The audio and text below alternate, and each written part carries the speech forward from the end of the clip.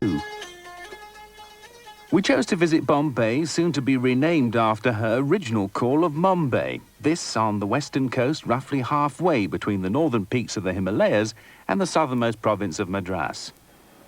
The flight from Western Europe takes about 9 hours, and a short drive from the airport brings visitors into the heart of India's most prosperous and populous commercial city, right on the Indian Ocean.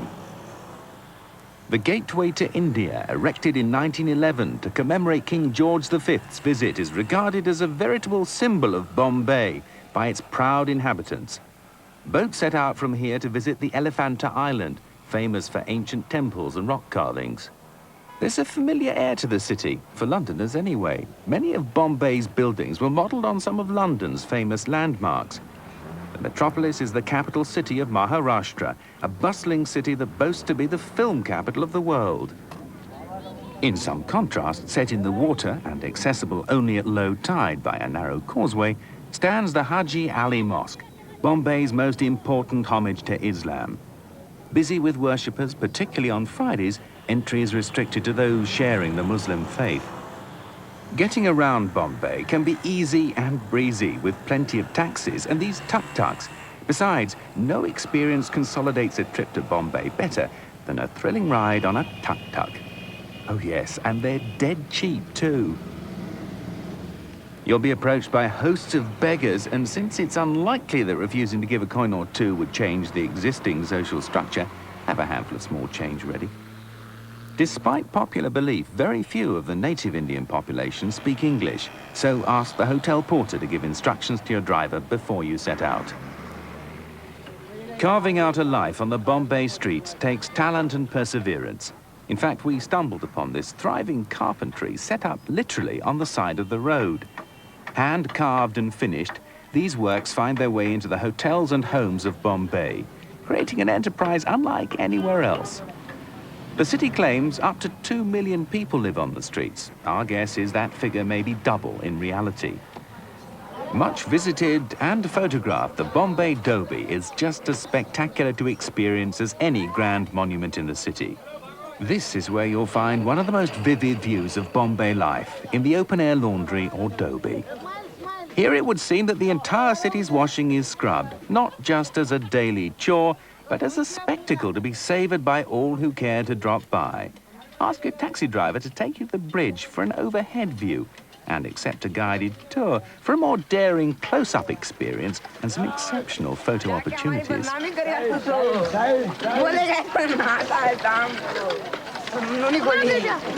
Wherever you find yourself in Bombay, there'll be a hand stretched out asking you for a coin or two.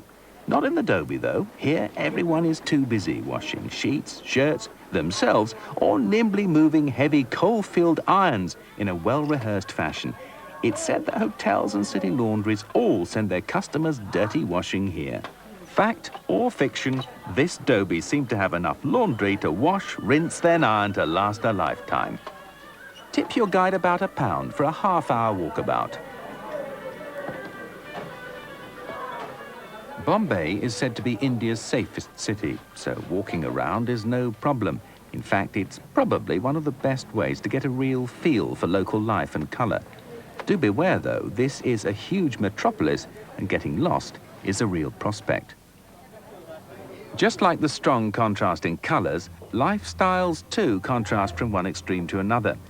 India is home to nearly 1 billion people, and the discrepancy between the wealthy and poor hits visitors nowhere more than in Bombay. It is said that 5% of the population hold approximately 92% of the country's wealth. The rest have to make do with whatever's left. Shopping in Bombay is therefore not necessarily as cheap as you'd expect. In fact, you could be forgiven for thinking that you were somewhere in Europe as you walk into one of these elegant, air-conditioned boutiques. We found a large selection of jackets, bags and shoes from around the world in one of the many big boulevards leading into the centre of the city. This luxury shopping mall is in the very centre of Bombay. Shoes and saris are made locally. Try a pair of sandals. There's a wide variety of inexpensive footwear. The best quality silk and cotton is relatively pricey, but'll make good take-home presents. For a taste of India, you must not miss out on a visit to a specialty sari shop like this one. Kala Niketan is one of the most well-known establishments in Bombay, selling ready-made saris and traditional garments, as well as rolls of exquisite material, if you're up to making your own. Not a place for a bargain hunter. Saris can cost hundreds of pounds, but the detail of the stitching and beading is quite unique. Other good buys in India are carpets, jewellery, handicrafts, musical instruments, and of course unusual spices.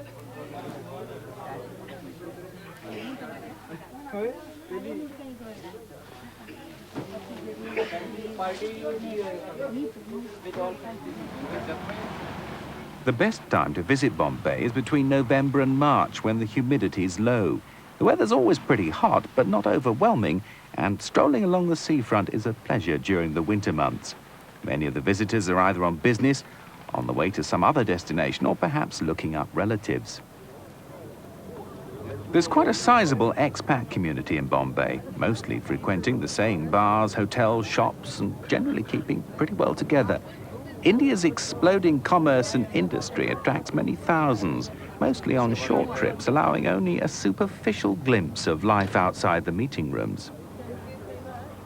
One favourite outing is a harbour cruise, best taken in the cool of the evenings. Best too for the spectacular night view of Bombay from the bay. Boats leave from the Gateway of India for 2 or 3 hour cruises around the bay, with plenty of cocktails and delicious barbecued snacks prepared on board. The evening cruise has all the hallmarks of a pleasant, social, hang-loose opportunity. Just a little advice though, avoid eating unwashed fresh vegetables, salads and ice cream. Better still have stomach-settling tablets with you. They will be needed. Though not easily found, performances of classical Indian dancing, which usually have an interesting story to tell, are mostly presented by the large hotels. The dances, as well as the dancers, are a joy to watch. The dance is performed by a village girl and her family. The storylines, too, mostly reflect village life, which from here seems a long way away. Accompanied by traditional Indian cuisine, an evening in one of the fashionable hotels along the Juhu beach will be a sheer joy.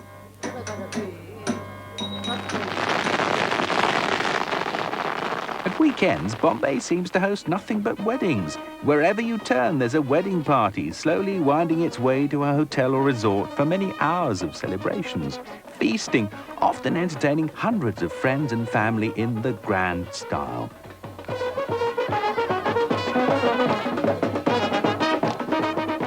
The groom arrives amid a slowly moving but fast dancing melee of people, usually on back, to be met by the waiting bride under the colourful silk canapé for the lengthy wedding ceremony and an even longer night of celebrations.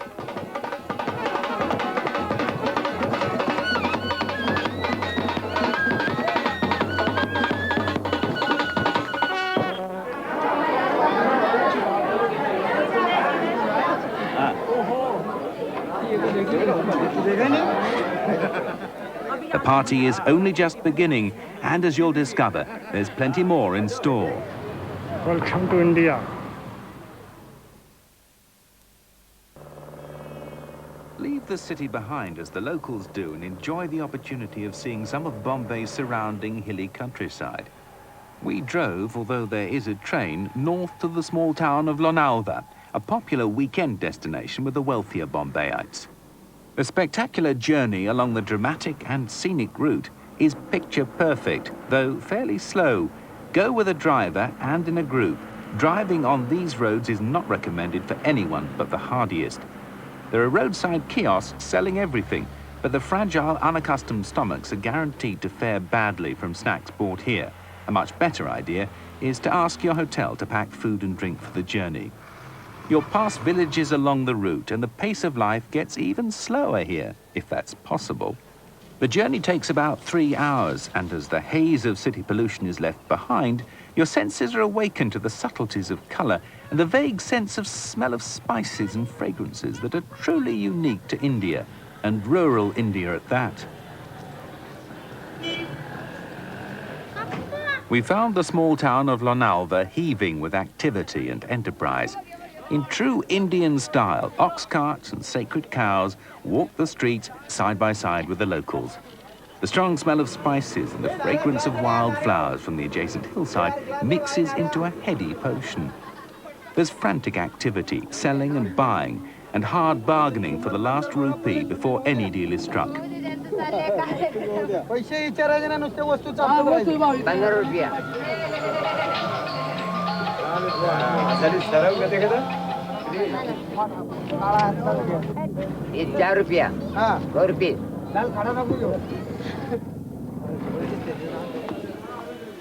We found the Indian version of the local coffee shop, selling sweet cookies and nuts dipped into honey. It's recommended that you should only drink bottled water after having opened the seal yourself. It's good advice, but it doesn't guarantee total immunity. Before setting off for India, you'll be recommended to have vaccinations against certain diseases. Don't forget them, will you?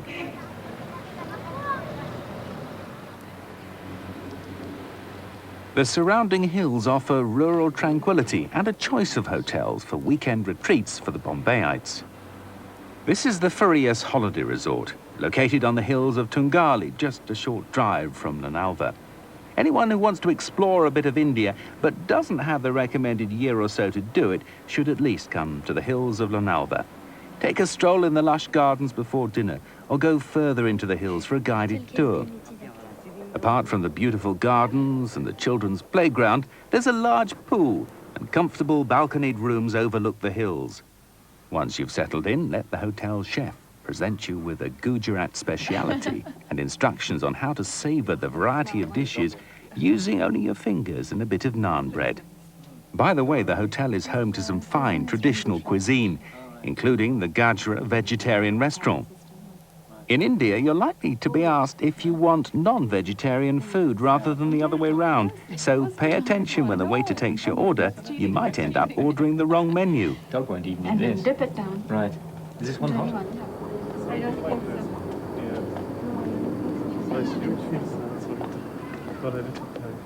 so. In the warm evenings, the hotel organizes intimate outside barbecues. Here you'll find all your favorite Indian dishes, like chicken tikka, baked lamb, or goat. It's absolutely delicious.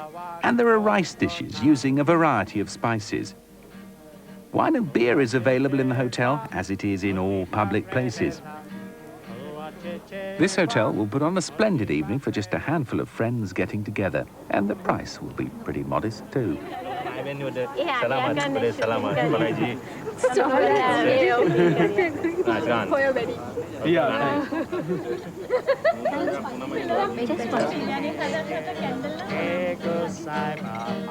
After dinner comes local entertainment in the form of a musician playing a guitar or a sitar.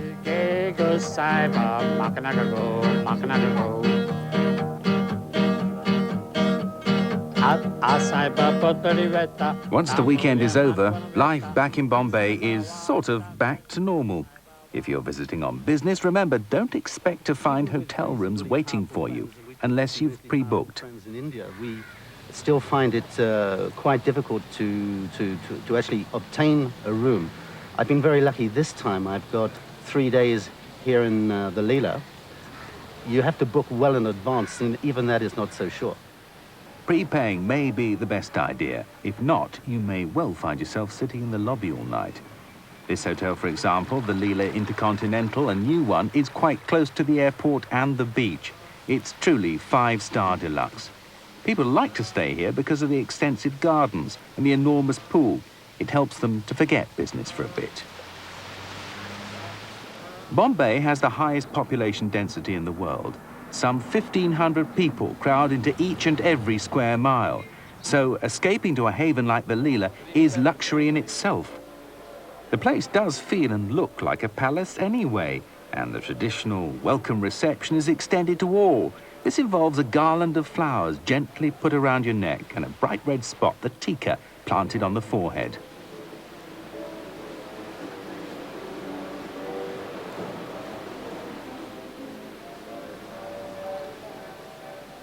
Many of these large top-class establishments have the very best of restaurants, with a cuisine ranging from authentic Hindustani to Cantonese and European. The best value and the greatest choice was offered at their coffee shop, which has a self-service hot and cold buffet running almost 24 hours a day. Bright and overlooking the palatial gardens through panoramic plate glass windows, this is very popular, even with the non-residents. It's total luxury. It's absolutely total luxury. It's something that we, as ordinary businessmen, working men in Europe, would never have. Backing onto the fascinating Juhu Beach is another popular hotel, the Holiday Inn, with a variety of rooms starting at the top with this magnificent suite decorated in rich Indian style. You'll find service is splendid, almost reminiscent of India's colonial past. It's okay. The hotel has been completely refurbished recently with no expense spared. There's a newly restored Chinese restaurant and also an English pub for those who cannot do without a little bit of old England.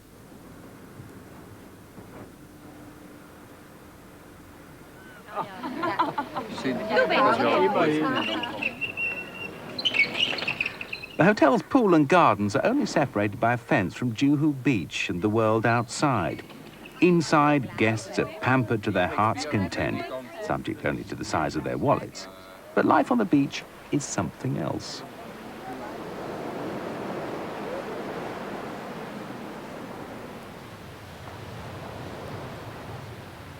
There's plenty of fun to be had, that's for certain. Beach life is almost exclusively for the locals. Swimming in the polluted sea is definitely unwise, but strolling on the beach is fine. At weekends, you're never quite sure what you might come across. It might be a horse, it could be a camel. There's a charming, carnival-like atmosphere on the sands, but you might also encounter something quite deadly.